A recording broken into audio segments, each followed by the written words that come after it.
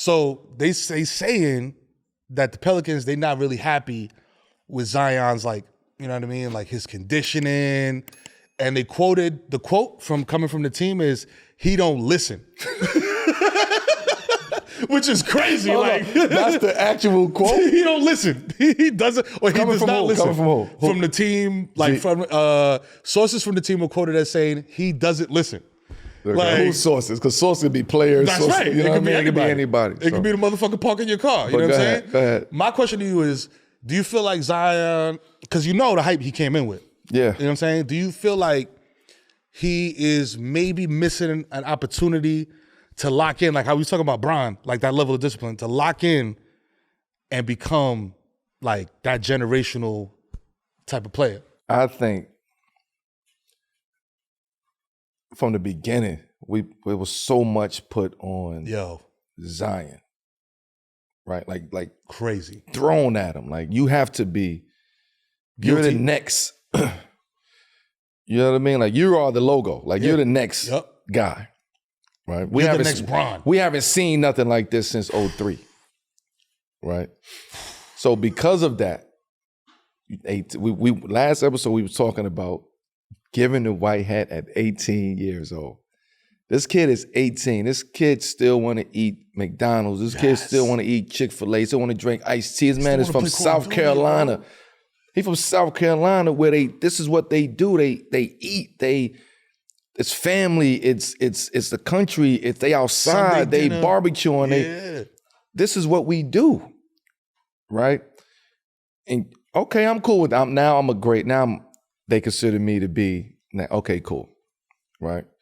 You go to Duke, it's the same thing. But now you're in college, so you don't really get the shit that you're about to get from the outside, from scrutiny, now you got to prove yourself on this level. You prove yourself in college, now you got to prove yourself on this level. It goes back to what I was saying in episode 1.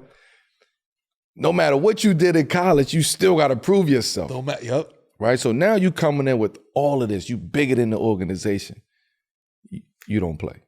You show them like, oh, this is what I can do. It's out.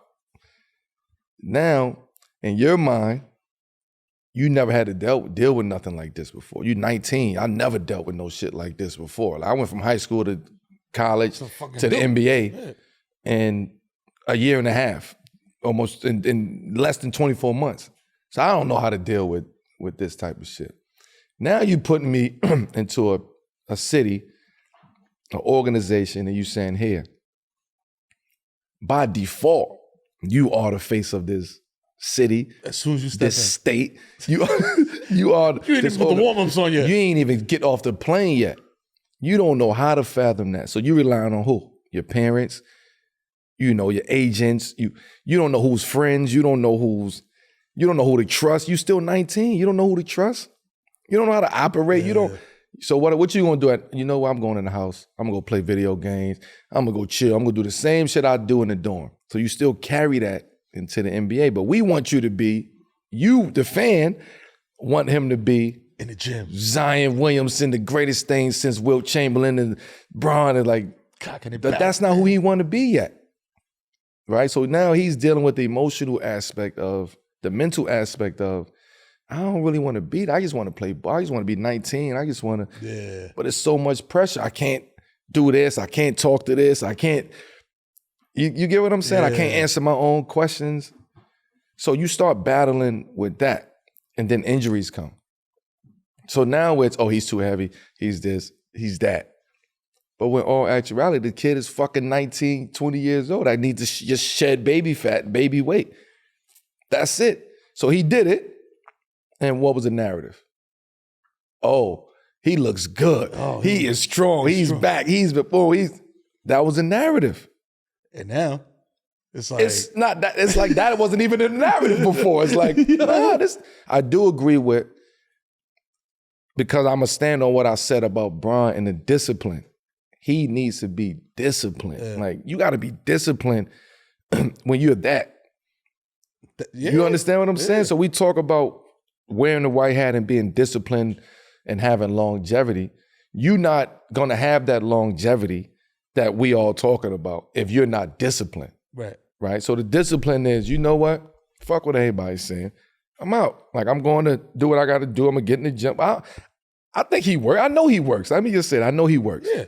It's just that shit is hard to cut. Like, the shit that he got, it's hard to fucking cut. So even if he lose 20 pounds, 30, it don't look like nothing. Nah, I don't. That's the crazy shit, bro. So he just built like that. He's built like that, but you have to have the discipline comes in. I know I'm one honey bun away. I know I'm one burger. Instead of eating 3 burgers, I'm gonna eat 2 today.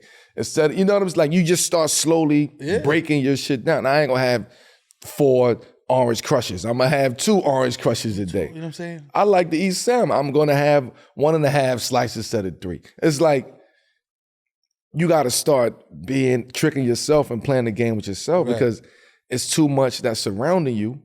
There's too many engines that surround you that want to see you succeed, and you ain't giving that. So you got to really be disciplined. You're going to hear discipline a lot because it's a sports show. Yeah, that's true. Him in particular, you got to be disciplined, man. You got to want this shit. Like, you really got to want this shit. So when we were talking about last episode, the greatness gene, you gotta want that greatness gene. You gotta have that greatness gene, and that's all day, every day. Discipline, wake up, go to sleep. These motherfuckers, man. That's it. I gotta be the best Zion y'all ever I gotta seen. be the best person, the best me. I gotta feel good. If I feel the best at this weight, then I feel fuck what everybody else is saying. I'm cool. Good. I feel good. But you can't say you feel good at that weight and then perform that way and then expect people not to criticize you and do all of that. So my message to Zion is discipline. Do what you got to do. Stop running from it. Embrace the white hat. I am who I am. This is what I got to do to take that next step. But as a fan, he ain't got that window. Right. You don't let him have that window as a fan. Nah. Right. Immediately, How old is Zion? He's 23 years old. He played how many seasons? Was it 3? How many seasons he played? How many seasons he played? Oh, man. Out of 4 seasons, he played what? Yeah, and every time you see him play, you say what? This motherfucker is an animal. This is a beast. Right. This is what the fuck. But you got to stay on the court. So you have to discipline yourself. You got to start putting the resources into your body. Like, you are Zion Williamson. Like, you are supposed to be that guy. You supposed to be the face of the NBA. So as a as a fan perspective, as a casual hooper, when you that guy, and you're like you said, 19 years old, all these magazines, media outlets, yo, you the next guy, you the next guy, you the next guy. You sign for a crazy amount of bread. You get an endorsement deal off rip, crazy amount of bread, and you 19. There's so much shit out there, you know what I mean, that comes with the lifestyle of being, you know, the man with the white hat. Like the food, everything. You know what I'm saying? There's so much like temptation and shit. But what got you here in the first place is your ability to hoop. How do you stay focused on that? Like, you know what I'm saying? So I don't believe that he's not focused on that. Like, I believe that he is, like, that he's very focused on that. I just think, and hopefully I'm wrong, but I think that the fact that all you keep hearing about yourself is you're good, you're very good, but you're fat, you're this, you're that, you're out of shape, you're overweight. When you start playing, like, that's weight. When you start playing with that shit in your head, it fucks you up. Am I fat? Damn. Everything I do, you start being self-conscious. Right? The only way to combat that is what? Go do what you got to do to not be considered fat or out of shape. You, as a human eye, you know if I'm fat or not. Yeah. I can't see it though. So therefore, I'm going to be naive to the fact, I might get mad at you keep calling me out of shape or fat. Oh, I don't see what you mean. I work out every day. Yeah, no, 100%. But nah, you fat. Like, you got to get in the gym, y'all.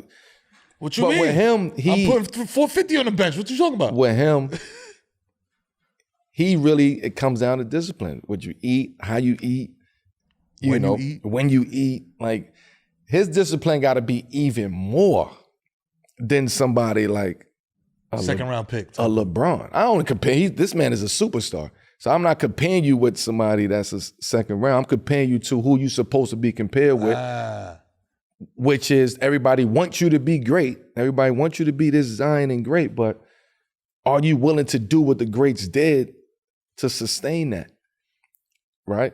I would get low. I'm getting low. I'm off the grid.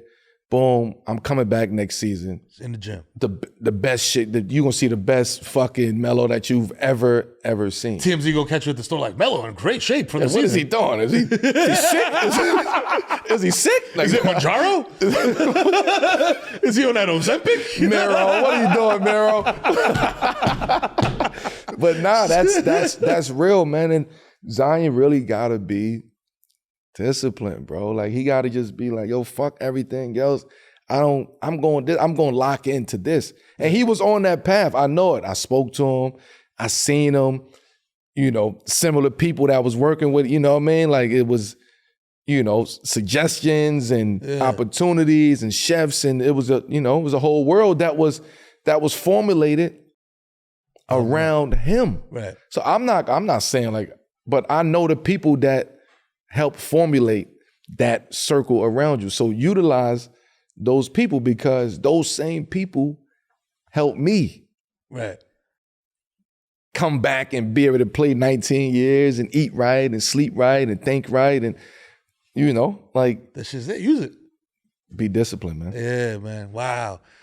Damn, dog. So the crazy shit to me too with him is just like, fam, you like you said, like when you that age, it's hard, man. It's hard, dog. You know what I'm saying? Like, it's like, yo, it gotta be harder. I can't even imagine, because like I never been in that position. You know what I'm saying? I started making money at like 28, 29. You know what I'm saying? Like money. Like, yo, go buy a house money. So it's just like, I can't even imagine having, millions, like Shohei money. You know what I'm saying? This shit is hard, man. And balancing it's that hard. Shit, it's the balance part of it. Because now you got to deal with, you 19, 20, 21, you still listening to your parents, but also you're a professional in this realm, but you still listening to your parents. So it becomes a point in time where you and your parents got to have a sit down. It's the inevitable. Listen, I'm going to do my own thing. Yeah. You be my parent, or you like, it's the inevitable conversation that you my parent or my management? You got to pick one. I need you to be my parent. Yeah.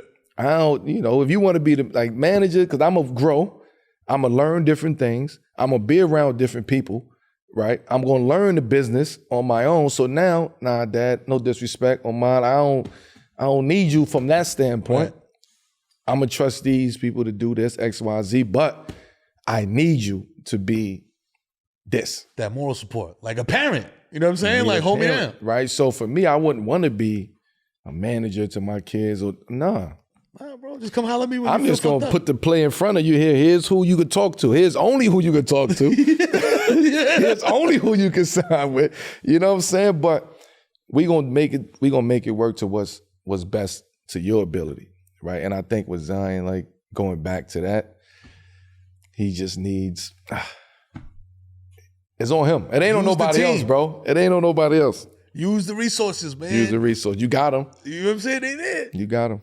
We're taking a brief break from today's episode to let you know that Prize Picks got you covered when it comes to helping you make some bread. That's right. With the NFL players right around the corner and the NBA season happening right now, Prize Picks is helping us cash in.